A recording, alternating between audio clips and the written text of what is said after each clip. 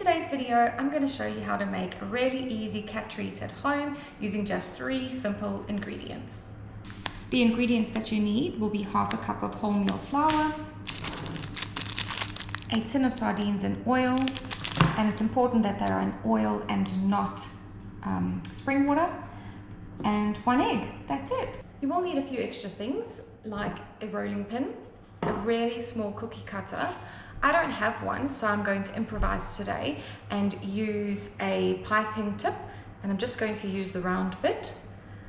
And then you also need a blender with a blade attachment. So I'm just going to use my little chopper because I don't have a proper blender, but that'll do the trick. You need to make sure your oven is preheated to 175 degrees and that your baking tray is also lined with parchment paper. Right, let's get started. So all ingredients are going to be mixed directly into your blender. You do want to blend the sardines first until they form a paste, and then add the egg and the flour. You want to blend until there is nothing on the side of your blender and that the ingredients start to form like a cookie dough. Now you know I love my cats when I am not a fish person and I am working with sardines. Oops, didn't mean to spill. So yeah, I'm going to put those straight into the blender and get those mushed up.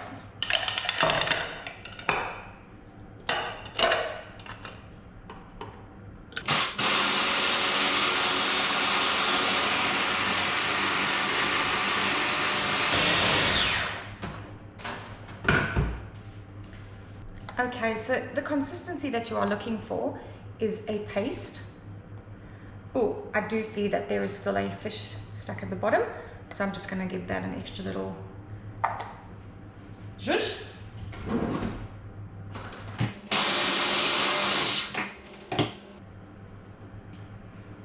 Okay, that seems to have fully incorporated. Okay, I'm going to go ahead and add in my egg and my half a cup of flour.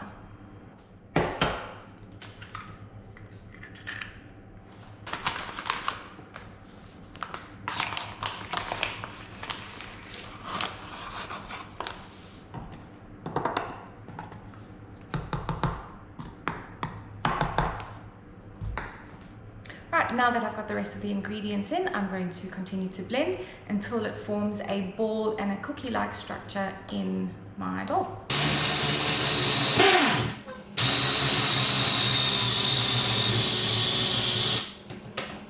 So you can see it's starting to pull away and form a ball. It is still too wet. It doesn't quite look like the consistency of cookie dough. So I'm just going to add a tablespoon of flour at a time, just until I get the right sort of consistency.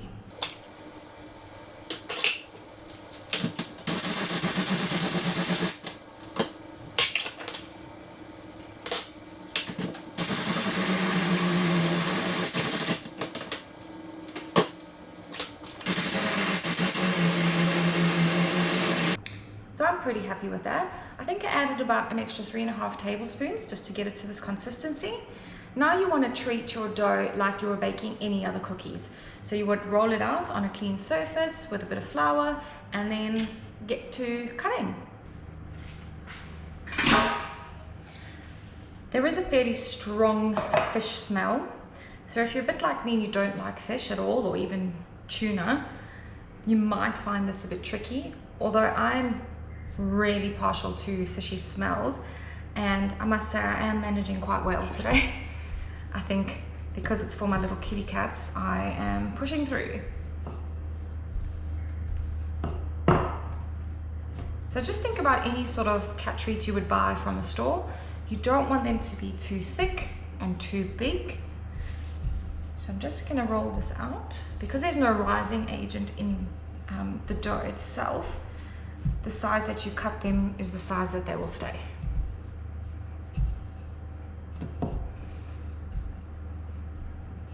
So I've already prepared my pan. I've sprayed it with some cooking spray and then put some parchment paper on top. So I'm just going to dab my little piping tip into some flour and then start punching out some little treats.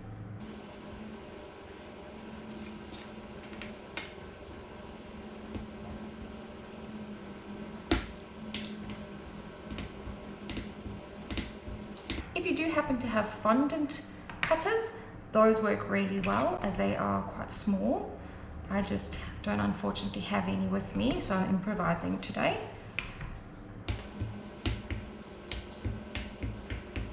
If you're wondering why I keep hitting the flour before stamping each time, as you would have seen in the beginning, sort of every second or third one was starting to stick. So I'm just trying to make slightly less work for myself. These end ones I think are just a touch too thin, so I'll re-roll that side.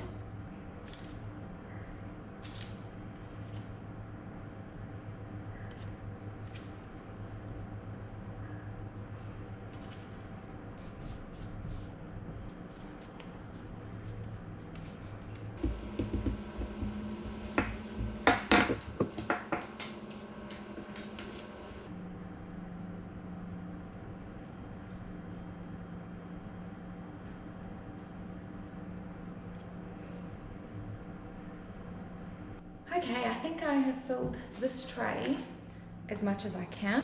Already with just one tray's worth, I have got way more treats than I usually get out of one bag when I buy them from the store. So I'm going to pop these in the oven and they'll take about 10 to 12 minutes until sort of brown, making sure that they're quite crunchy. And then yeah, I'll show you what they look like when they come out. Okay, so it's been 15 minutes. Ideally, you want to take them out the oven when they just start turning golden brown. So I'm going to check on the treats. So they've just started to turn golden brown. I'm going to put them on a cookie cooling rack and then put in the next batch. I've just realized my cookie rack is not going to work as the little spaces in between are actually bigger than the little treats that I've made. So I might just line it with a bit of parchment paper first.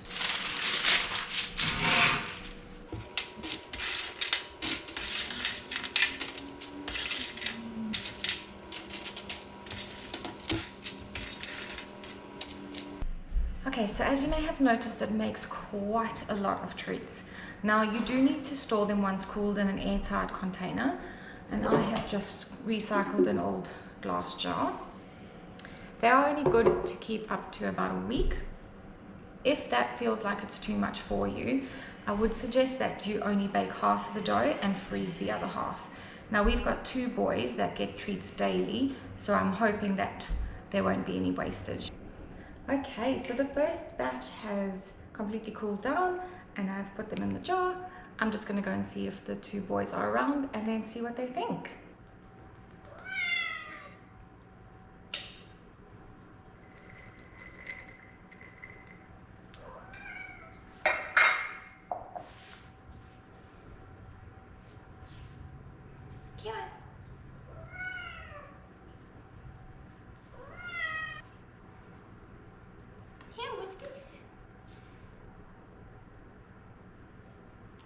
What's it? Eat it. Yeah. Oh, it stinks. Why won't you eat it? Yeah. Hmm? Hmm? You're just not gonna eat it, are you? You're just not gonna eat it.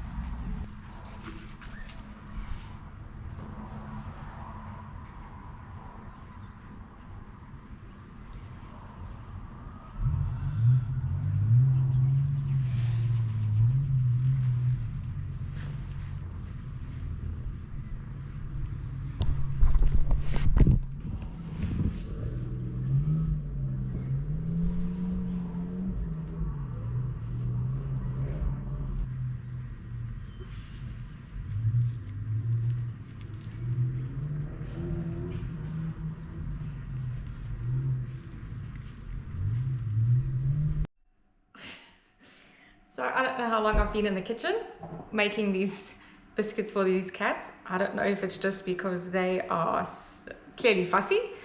Yeah, they don't want them. I've even broken it up. I've dipped it in the oil that the sardines came in. To be fair, they don't get anything outside of their own kibble, wet food, and then store-bought treats. but I thought I'd give it a go. Look, the treat clearly worked. It's baked, it's crisp. I'd be interested to know if you guys end up trying it and if your cats actually eat them or not. So drop us a comment and let us know if you've had experience making your own cat treats at home. Perhaps share a recipe or a link and let us know. Otherwise, hope you enjoyed the video for a good laugh towards the end, and see you on the next one. Bye.